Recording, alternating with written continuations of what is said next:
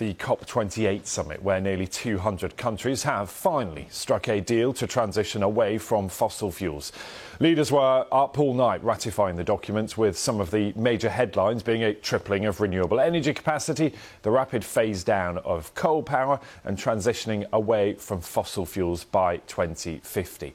So, as you can see, Cornelia Meyer, who's the Chief Executive of Meyer Resources, joins us now. And Cornelia, good to have you with us. I touched on some of the headlines there, and we'll come on to how difficult it's been to reach agreement in just a sec.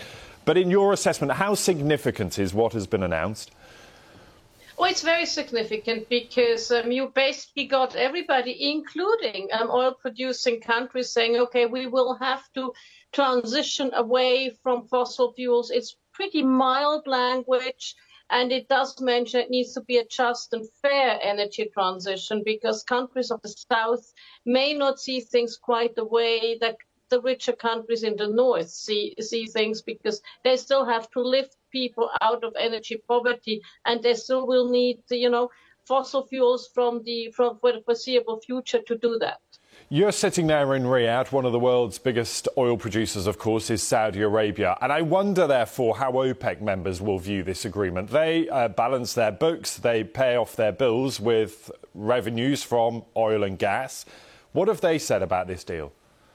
Well, I mean, the going was tough, but in the end, I mean, you had the Kingdom of Saudi Arabia pushing for its stance, but signing on to it in the end.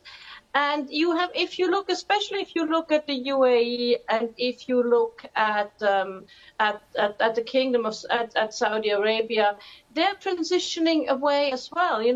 They're having amongst the biggest ramp up of renewable energy. They're looking at clean hydrogen. They're producing the lowest CO2 barrel, in the world. So they're doing their bit. They're way ahead in terms of research and also implementation of CCUS, carbon capture, utilization of storage, than other countries. So they're doing their bit, and it takes everything. It takes transitioning away, but it also takes CCUS, it takes carbon trading. It's a global problem, so you need all the countries and you need all the industries at the table. Yes, and that, I suppose, is the entire point of COP in the first place. We know it moves on, doesn't it, the next one, but already thoughts about what that may be able to achieve. Cornelia, as always, really good to have you with us. Grateful for your time. Thank you. Cornelia Meyer there, joining us live.